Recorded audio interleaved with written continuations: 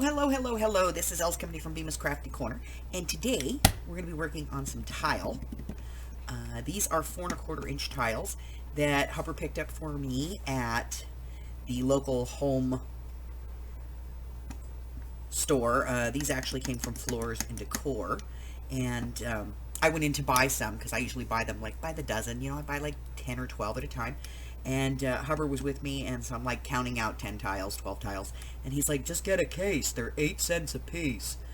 And so he bought me a whole case of like 40 tiles for like less than $5.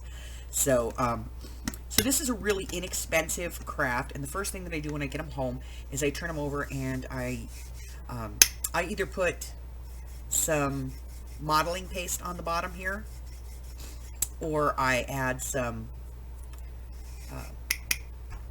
tile mud, and I just smooth them out, and then when it all dries, I just hit it with a sanding block. And this is so that I can put like some kind of cork or something on the bottom of them. And what we're going to be doing today is we're going to be doing something like this, okay? So this is pretty easy to do, and we're going to be doing a couple of different techniques, okay? So this is the first one we're going to do, and I'm not going to do it quite this small because I'm going to show you guys how it's done. You don't need to do any special prep to the tiles, okay? But we do need a couple of things to do this particular technique. First thing you need is a black Sharpie marker. You're going to want some alcohol, not the 70%. You want the 91% alcohol here, okay? And you're going to want some colored markers. Now, this is an expensive pack. This is Bic markers. So this is expensive, about $15 for this pack of markers. The other ones that you can get to do this, if you don't want to use these, is you can get this. This is a set of basics. I picked this up for $1.29 at my local 99-cent more store, and these work just as well. So I'm going to show you the simple technique to do this, and then we're going to do a couple of other techniques as we go through. So I will get everything set up because I need to have a nice background here that I won't care if I get it dirty, and I need to get some paper towels and things out, and I'll be right back. So the first technique, we're going to take the inexpensive markers. We'll use these for the first one, and we're just going to open this package.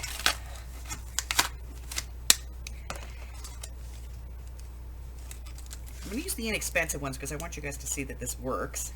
So I've got a nice clean tile here, and all I'm going to do is just draw in some shapes. They don't have to be big, they don't have to be small. You can do this any size you want, and they just have to be, you know, random. You just want like random shapes, okay?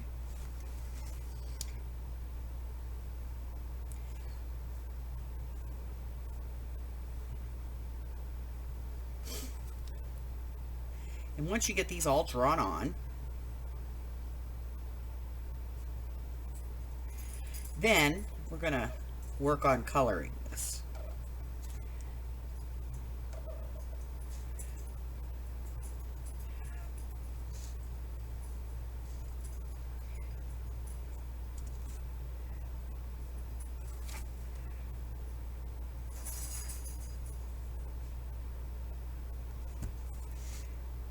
And that is why we want something underneath here that we don't care if we get it dirty.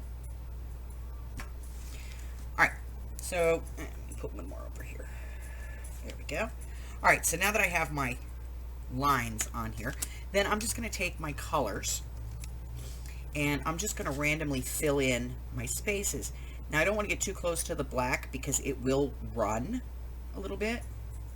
So, you know, try to stay a little bit off of it. And you're going to see in the end of this that it doesn't really matter if you're a little off of it. I want to make sure that I color off the edge of the tile. And I'm just going to color in random pieces throughout. And I'm going to finish this one. And then I will be back to show you how we're going to change this. Okay? So I'm just going to go ahead and color this in, and then I'll be right back. So now that I have this all colored in, I'm going to take the alcohol. Now you can put this in a spray bottle or like a mister bottle if you want to, or you can just put this on a paintbrush and, you know, use it that way, however you want to get it on here. So I'm just going to let it dry, and now that it's, you know, dry, I'm going to go ahead and spray this. And I sprayed as much or as little as I want, and then I'm just going to let it kind of sit. And I'm going to let it dry, and we're going to see what happens to it. So I'm going to let this one dry, and then I'll be right back, and we will take a look at the next technique. All right, so now for the next technique, I have out 3 colors. Blue, like a teal, and a purple. And what I'm going to do is I'm going to start on this side, and I'm going to put in my color.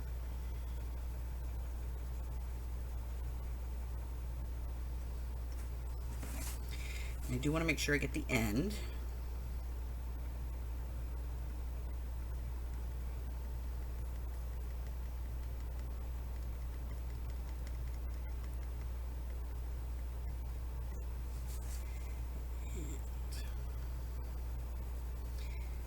And add in some color.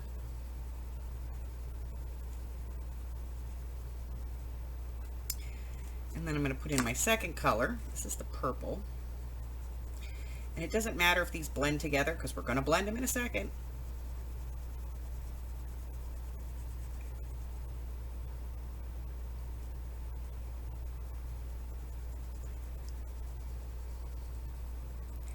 And then I'm going to add in the teal.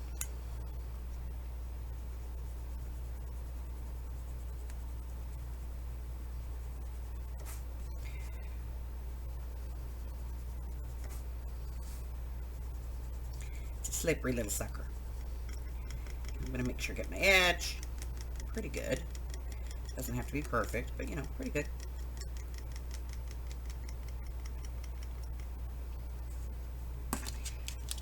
And then once I have that on there, I'm going to go ahead and spray this, starting at the top and work my way down. And then I'm going to tap. I really want to get this to run. And if it starts to kind of dry out, I just spray it a little more.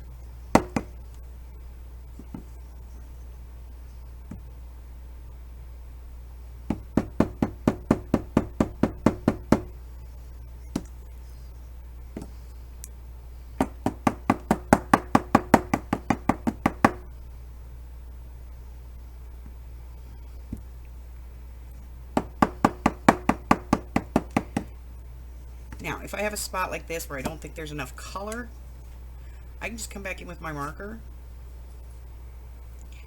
add more color in that area,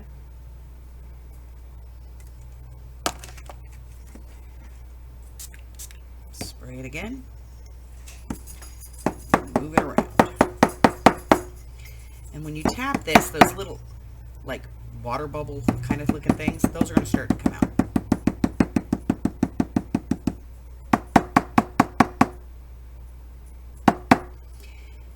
When I get it just the way I want it, I'm just going to leave it alone and let it dry. Okay? Just air dry. Do not dry this with any kind of heat or anything like that, because what will happen is anything that's wet is going to continue to run. And we don't want that. No. I'm going to take a little bit off there. There we go. And I'm going to let this one dry. So I'm going to set it aside.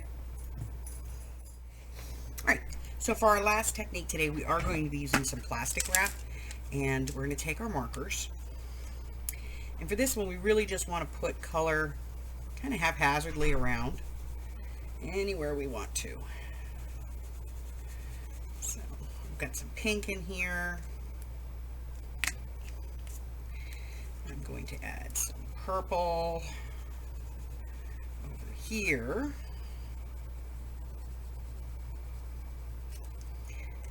And some blue over here.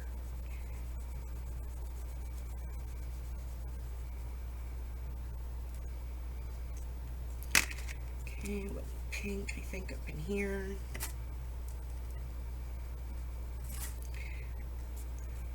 And then I'm going to get a piece of plastic wrap.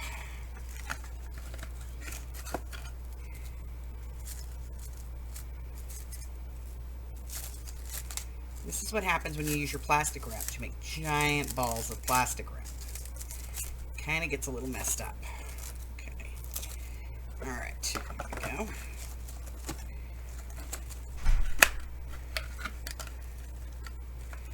And I'm going to get a piece that is big enough to cover my tile.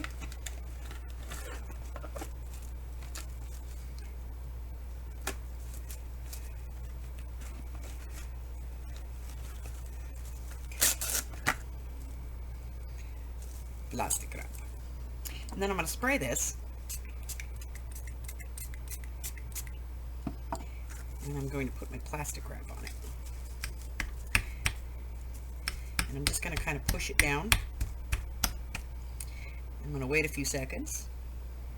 And I'm going to kind of let this sort of dry.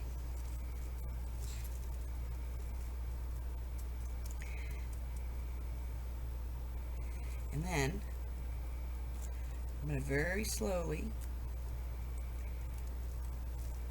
pick that up.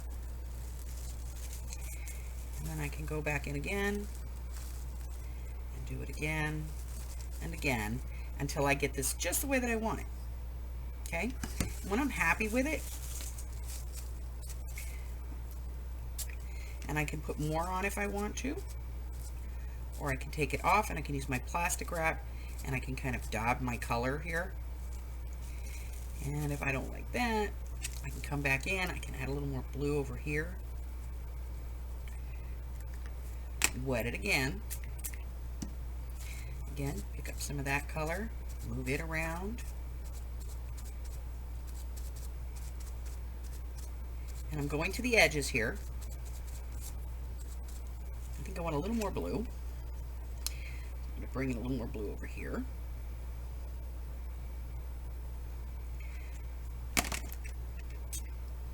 Wet it again, pick up some more blue, and kind of move it around. Okay? So now when I get this just the way I want it, I'm going to let it set and dry. And then when these are all dry, let me bring in the first one.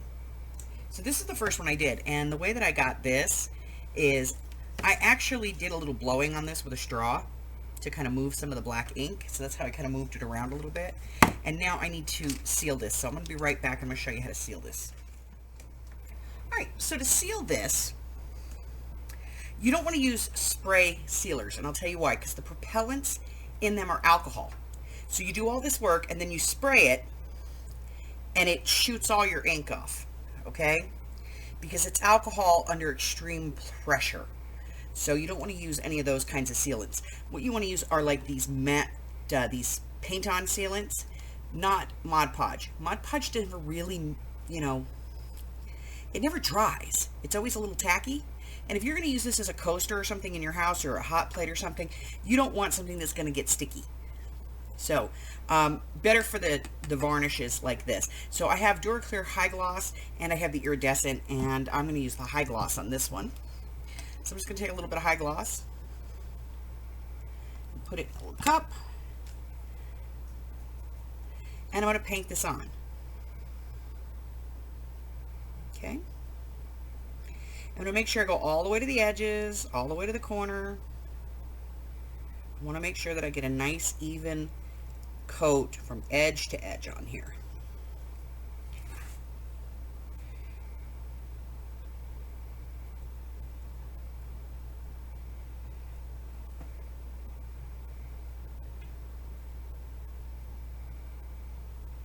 And then I'm going to let that dry. I've got an air bubble there, so I'm going to take that out. Go.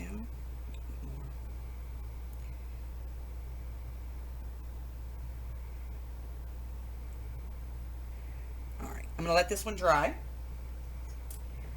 And we're going to bring back in the second one that we did. And again, I'm just going to use some regular varnish on this one. Now, if I use the iridescent on this, it would probably give it like a starlight effect, which would be really nice if I wanted to do that on, say something that I did with like blacks and blues and purples, that would look really cool. Okay, so I got nice on that one as well. Nice coverage.